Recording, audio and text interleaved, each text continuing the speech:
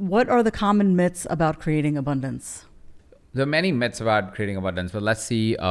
First of them is that you can save to become wealthy. Mm-hmm. You can save your way to wealth. It just takes a long time. It's not necessarily untrue. You can save money and be wealthy one day, but it usually takes anywhere between 10 to 30 years, depending on what's wealthy for you. So that's kind of a lie, I think, a little bit, because most people don't think about it that way. Like, most of us don't go, yep, I'll love to be wealthy in 20 years from now. I don't think that's how most of us really want to operate or do operate, or are comfortable with that notion. Some of us are, but most of us are not. So the better understanding to have is you create more abundance by making more money. What does that mean? And it doesn't mean you have to be an entrepreneur, which is, again, a default that everybody goes to, is like, oh, just become an entrepreneur, you'll make more money. Actually not. Most entrepreneurs will not be wealthy in the next 5 or 10 years. It's no way. Because in entrepreneurship, you create wealth once you have crossed a certain threshold of revenue. And that usually tends to be, I would say, between 5 and 10 million is when you get your first good paychecks. And the reason for that is because before that, you're setting up everything, you're barely making any, or you're making and you have a bad month and then you lose money. Entrepreneurship is not the fast track to make money.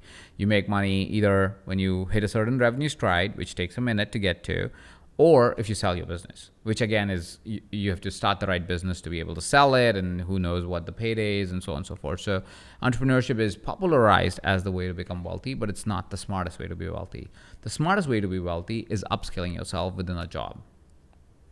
There are more millionaires who stayed in jobs than people who became entrepreneurs. Wow.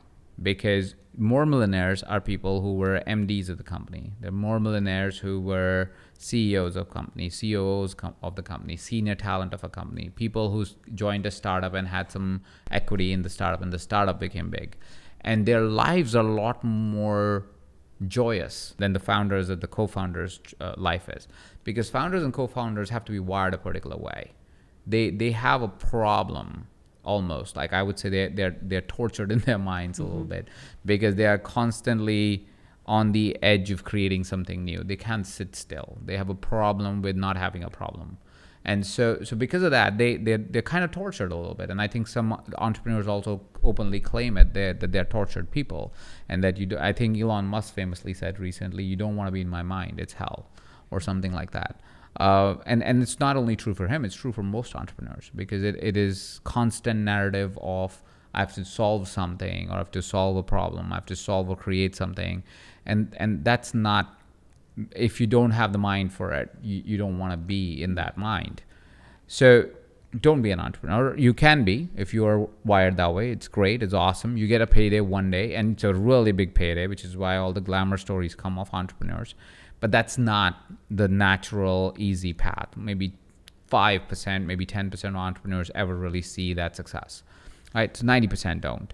But if you stay in a job and keep upskilling yourself, keep fulfilling the white spaces, you are more likely to be a millionaire in the next 10 years or 15 years, just because you'll make more, because you're highly skilled. And you will have a lot more sustenance and a lot more joyous life, because you can clock out. Entrepreneur cannot clock out. They don't have the capacity to do it. They don't have the ability to do it. The responsibility is too big for them to be able to do it. Mm-hmm.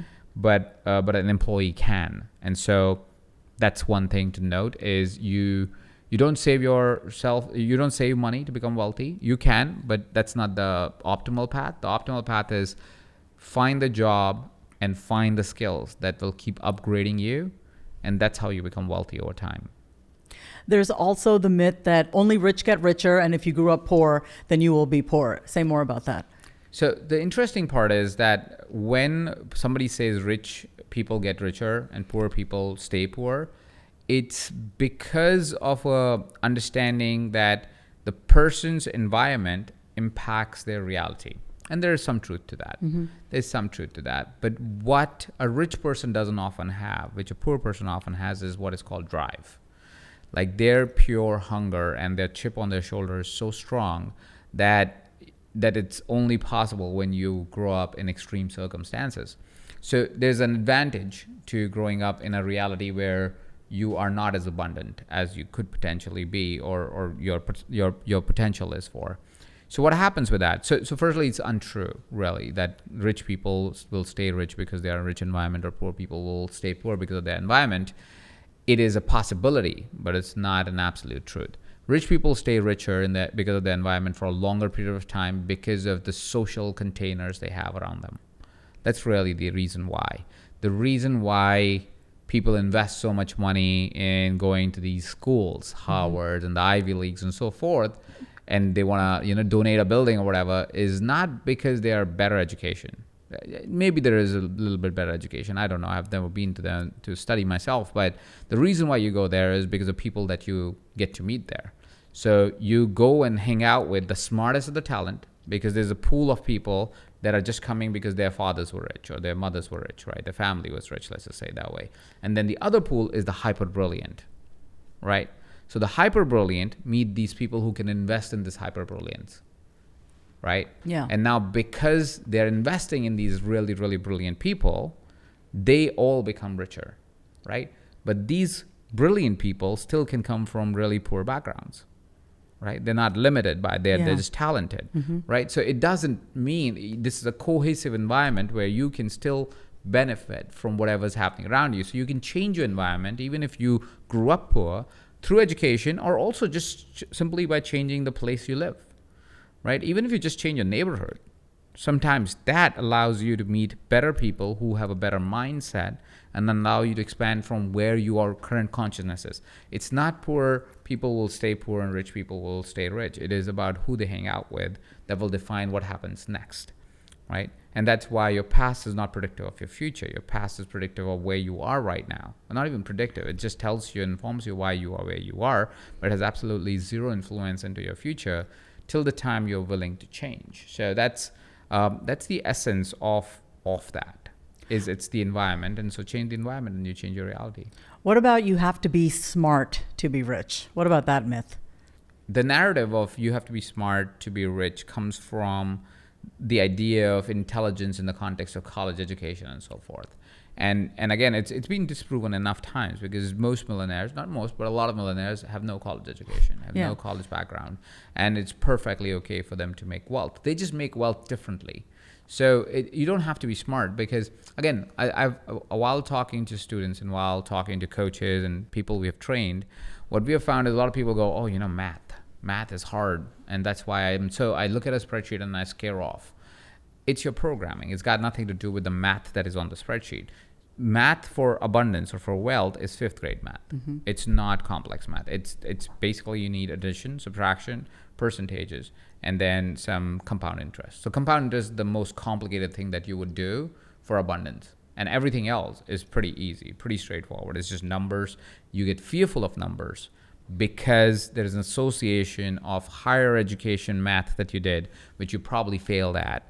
And so you think numbers are hard. Numbers are actually not hard. Numbers are really, really easy to do, but you have a fear for it. And so you think, oh, I have to be incredibly smart to make investments. I have to be incredibly smart to do this magical thing that these rich people do. There's nothing magical rich people are doing. There's no complex numbers. And if you really dedicate a little bit of energy towards understanding the practicality of money, which is to understand how a budget works, what are investments, how to make them, you don't actually have to know the complexity of it all. It's very simple systems. What about the myth of I'm too old to be wealthy now? I know that, a lot of people think that their time has passed and they're too old to be wealthy now. What about that? The funny thing about wealth is with age, you get wealthier. So even if you have not had a chance right now to be able to build wealth as a younger person or as an older person, what you have now is so much experience of life that if you implement it and if you apply it to the right field, you will become abundant faster, right? What a 30, 40-year-old could do right now versus what a 60-year-old could do right now is vastly different. A 60-year-old can become abundant in the next 5. For a 40-year-old, it might take 10. So it's actually a different game. It does require you to utilize everything that you've learned until now into something that's actionable. I'm not saying that's applicable for everyone, but for most people, it's very, very applicable, because by the time you're 50 or 60 and you're retired or retiring or will retire in 10 years, you are looking at a set of skills, a set of abilities, set of certainty that you probably didn't have in your 40s or in your 30s.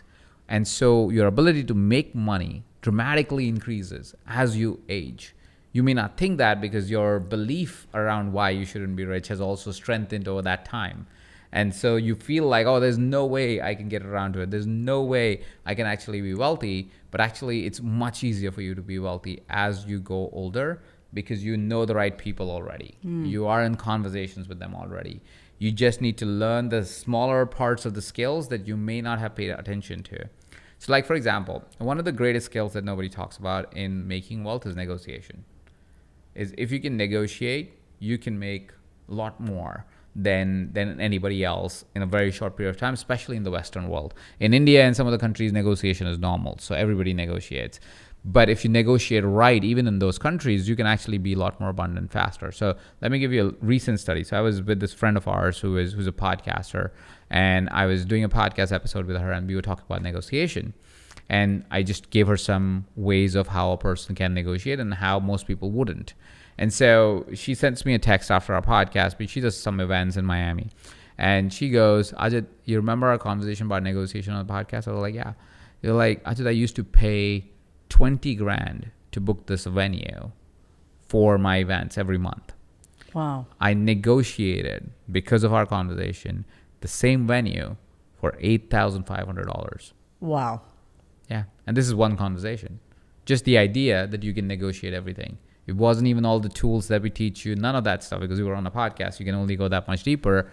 But we were able to give her just the idea of just negotiate. Like instead of just accepting the price you're being offered, just negotiate. Now this person does events, right? So she sells tickets to these events. From $20,000 to $8,500, she's now able to generate an additional $12,000 or $11,500 in profit just by one conversation that took her an hour.